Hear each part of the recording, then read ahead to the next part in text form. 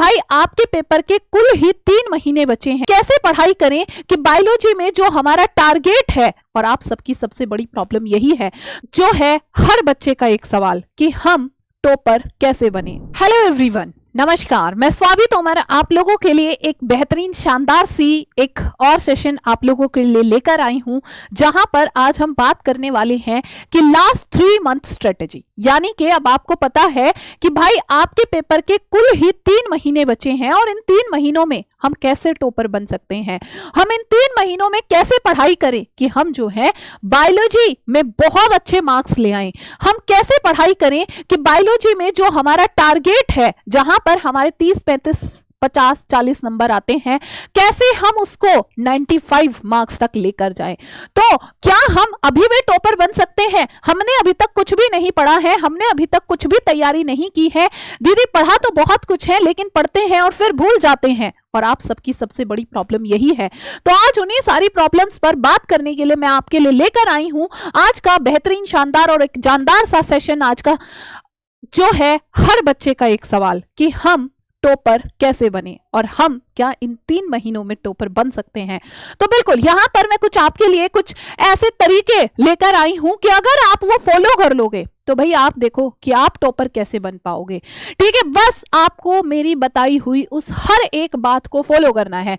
तो चलिए सबसे पहले मैं आप लोगों को बता दूं कि भाई बायोलॉजी में आपके पास बच्चों 5 यूनिट हैं और 13 चैप्टर हैं, और जैसे कि आपको पता है कि हर एक यूनिट का कितना कितना वेटेज है, उसके हिसाब से हमें पढ़ाई करनी है। लेकिन अगर हमारा सपना है टॉपर बनने का, तो हम किसी भी यूनिट को छोड़कर टॉपर नहीं बन सकते, हम किसी भी चैप्टर को छोड़कर टॉपर नहीं बन सकते। तो अगर आपका 90+ मार्क्स लाने का सपना है, तो सबसे पहली और सबसे इंपॉर्टेंट बात, कोई भी चैप्टर, कोई भी यूनिट नहीं छोड़नी है।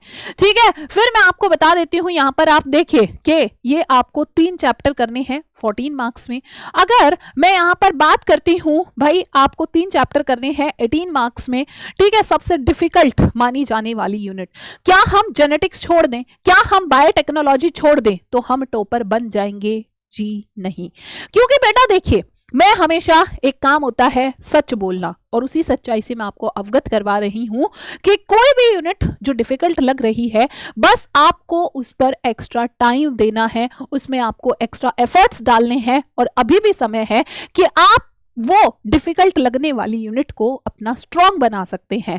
तो चलिए बात करते हैं आपका, यहां पर देखो 2 ही चैप्टर हैं खाली, और 14 मार्क्स हैं, 2 ही चैप्टर हैं, 10 मार्क्स हैं, 14 मार्क्स 3 चैप्टर, बहुत आसान, बहुत छोटे छोटे चैप्टर। ठीक है, तो चलो भाई बात करते हैं टॉपर बनने की स्ट्रेटेजी क्या रहने वाली है। लास्ट 3 मंथ्स में हम ऐसा क्या करें कि हम टॉपर बन जाएं। ठीक, तो देखो सबसे पहले हम बात करते हैं, अभी हमारे पास टाइम है 26 नवंबर से 23 फरवरी आपके बायोलॉजी के पेपर का दिन। तो कैसे हमें तब तक पढ़ाई करनी है? सबसे पहली और सबसे इंपॉर्टेंट बात कि आपको, क्योंकि 3 महीने हैं, तो हम उसको 3 फेजेस में डिवाइड कर लेंगे, जिसमें से आपका सबसे पहला मंथ कैसे गुजरना चाहिए, जहां पर आपको बहुत स्ट्रॉन्ग तरीके से स्टडी करनी है। अब तक बहुत सारे बच्चे हमारे पास ऐसे होंगे जिन्होंने सब कुछ एक बार बहुत अच्छे से पढ़ा होगा, बहुत डिटेल में पढ़ा होगा। फिर हमारे पास कुछ बच्चे ऐसे होंगे जिन्होंने कुछ कुछ पढ़ा होगा तो कुछ कुछ भूल गए होंगे, और फिर तीसरी कैटेगरी के बच्चे आते हैं हमारे पास जिन्होंने अभी तक कुछ भी नहीं पढ़ा है। ठीक है, तो आप चाहे किसी भी कैटेगरी से बिलोंग करते हैं, तो अब सही समय आ चुका है आपका कि आपको अपनी तैयारी को बहुत स्ट्रॉन्ग करना है ना। तो मेरे बच्चों, सबसे पहले तो आपको इस 1 महीने में जितने भी चैप्टर्स आप पढ़ चुके हैं, जो भी चैप्टर्स आपके बहुत अच्छे से तैयार हैं, उनको बार बार मल्टीपल टाइम रिवाइज करिए, उनको नोट्स बनाइए। नोट्स इन द सेंस कि आपने अभी बना रखे होंगे, तो उसको बहुत प्रॉपर सजाने की जरूरत नहीं है, अपनी लैंग्वेज में लिखिए। सपोज आपने आज एक चैप्टर पढ़ा है, आपने कोई एक टॉपिक पढ़ा है ना, तो उसको क्या करना है, अब कॉपी साइड में रखो और आपको नोट्स बनाने हैं अपने अकॉर्डिंग कि आपको अब क्या समझ में आ रहा है वो पढ़ने के बाद। ठीक है, उस टॉपिक को बहुत सजाने धजाने की जरूरत नहीं है, हमें वो किसी को दिखाना नहीं है, हमें प्रेजेंट नहीं करना, हमें बस ये देखना है कि हमें कितना याद है। फॉर एग्जाम्पल, आपने फ्लावर का स्ट्रक्चर पढ़ा है, तो आपको करना क्या है, आप फटाफट से फ्लावर का स्ट्रक्चर बनाएंगे। आपको याद होना चाहिए कि अच्छा, सबसे पहले इसमें पुष्पवृंत होता है, पुष्पासन होता है, फिर जो है इसमें मेल पार्ट होता है, फीमेल पार्ट होता है, इसको हम परागकोश कहते हैं, इसको हम पूतंतु कहते हैं। तो इस तरह से, है ना, क्विक रिवीजन करना है आपको एक बार फटाफट जो भी आपने पढ़ लिया है, क्योंकि ये एक ऐसी तरीका होता है जिसको आप कभी भी चीज़ों को नहीं भूलोगे। तो आपको स्ट्रॉन्ग तरीके से स्टडी करना है, 1 महीना मान के चलो ये, ठीक है। आपको अपने नोट्स जो अधूरे हैं उनको पूरा कर लेना है। अगर आपने एनसीईआरटी पढ़ रखी है तो आपको एनसीईआरटी पर भी फोकस करना है। अगर आपने एनसीईआरटी नहीं पढ़ी है तो अब आप बिल्कुल भी एनसीईआरटी नहीं पढ़ेंगे, क्योंकि अभी तक अगर नहीं एनसीईआरटी पढ़ी और अब पढ़ना शुरू किया तो दिक्कत परेशानी आ जाएगी। इवन कोई भी नई बुक नहीं पढ़नी, जो नोट्स आपने पढ़े हैं उन्हीं को ही फॉलो करना है। फेज 2 में आपको क्या करना है, जब आपका सेकेंड मंथ स्टार्ट होगा तो आपको जो चीजें पढ़ी हैं उनका बैक टू बैक रिवीजन। आप इतना ज्यादा नहीं भूलोगे इस बार, क्योंकि अगर जो तरीका मैंने बताया है रिवाइज करने का, अगर आप वैसे रिवाइज करते हो क्विक रिवीजन कि याद करने के बाद कॉपी और बुक साइड में रख के एक बार खुद से बनाओ चीजों को, ठीक है। आपको मेरे बच्चों फिर इसमें PYQ भी सॉल्व करने हैं, वो मैं आपको कराऊंगी, और यहाँ पर आपको बच्चे सैंपल पेपर भी करने हैं, ठीक है। तो फिर आएगा आपका थर्ड फेज। थर्ड फेज में आपको पूरा जो भी सिलेबस हो चुका है उसको मेरे बच्चों बहुत अच्छे से, है ना, एक भी पॉइंट बिना छोड़े, बिना वेस्ट किए टाइम, ठीक है, बहुत अच्छे से करना है।